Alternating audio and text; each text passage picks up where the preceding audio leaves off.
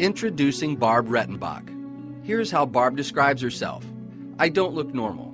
I appear to be quite messed up and a prime candidate for nothing but pity and patronization, with a sprinkling of repulsion and fear. I am disguised as a poor thinker. In fact, Barb is a brilliant thinker. She has much to say to all of us, but she is mute. So Barb invited a bunch of friends to come into the studio one day and read some writings from her upcoming book, I Might Be You. She says it will be better that way. It will nicely illustrate the point that we are all flecks of God, all diverse, yet all important to this world. Barb would like to thank her friends for giving voice to these readings. Her voice may be lovely and elegant one day, but right now it's still in the shop.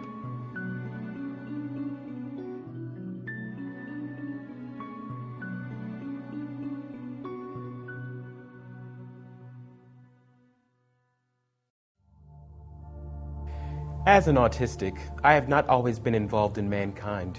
Man has not always been kind to me. To be fair, I have not always been the effervescent beauty pageant poster child, spending her only wish on world peace. My swimsuit interview would have been damning, as my autistic sash would do little to hide the girth of my anger and thighs. Before Words reinstated my personhood passport in 1992, I was very much an island and wrote of my non-ironic volcanic state in Synergy. Do you know what life is without friends? Not much, I tell you. Humans are a companionable species and need friends. People with autism are human and thus need friends. Help! But we aughts must first ready ourselves. Like the old joke of a guy praying with vigor every day at the altar for years on end that God would let him win the lottery. Finally, beleaguered Jesus shook free from his crucifixion statue and exclaimed, okay, but buddy, please buy a ticket. Words are the ticket. A couple of years ago, a friend, my first totally non-paid, threw me a lifeline. I had the ticket to ride. I instinctively grabbed and hung on for my not-so-dear life. I was 36 and did not possess a noetic understanding of friendship. Only the word was familiar to me. For many of us autistics, society has thrown around the word friend to refer to other kids in our special, the kind of special that no one wants to be classes, preferred caregivers, fellow sun-baked aughts at well-meaning summer camps, guilt-free peer mentors, and even our teachers and principals. Remember the cutesy little spelling tip our instructors bounced about how to differentiate the homophones principal and principal, with the latter being our pal? BS. My new conviction is that friendly is quite distinct from friend. People may or may not have been friendly to me. The latter often depended upon who was around to see. A non-mute who witness, of course. Now, I feel what a friend is. You see, over the last 2 years, I gained true acceptance from not one, but 2 neurotypical cohorts. They're not damaged goods either. Each about my age is physically attractive, very educated, and delightful. The purity is that these 2 buddies connect with me under our own steam. Obligation fuels no part of our bond. They're not paid or service providers for me in any way or tied to my family. Our only roles are to enjoy each other and have each other's back, evolutionarily most beneficial. How did this happen? Here's my best guess. They read my book. In Synergy, I wrote, evolution has not wired all of us to attain such relationships easily. Some humans do not give having friends much thought. It just happens naturally. One top-heavy toddler hugs the tiny neck of another. From there, they battle with sharing and acquire language and exchange it as a limitless commodity.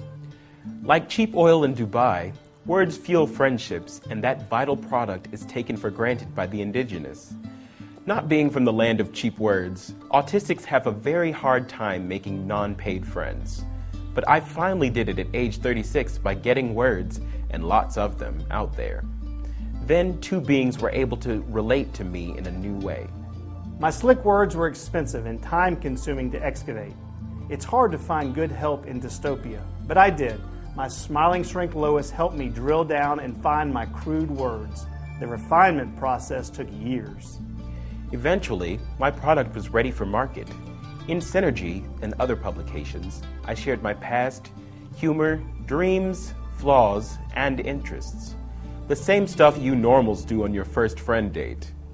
Jessica liked what she read and contacted me for a chat. After a few email correspondences, I was able to establish my footing. I began to understand that she was not seeking something from me, but seeking me. It took time to acclimate. I was incredulous at first. Jessica was a PhD student in educational psychology, same field as SS.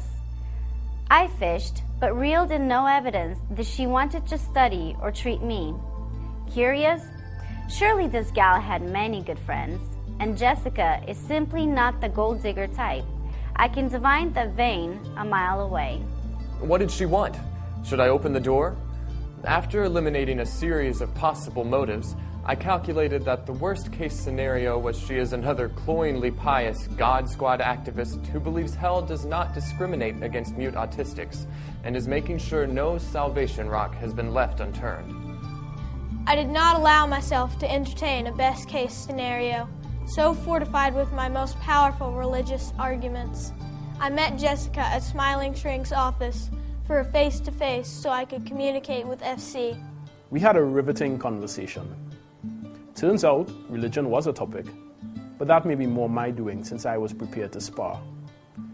We met like this a couple of times. Jessica never did give me a Watchtower pamphlet, instruct me on how to accept Jesus in my heart, or ask for a donation.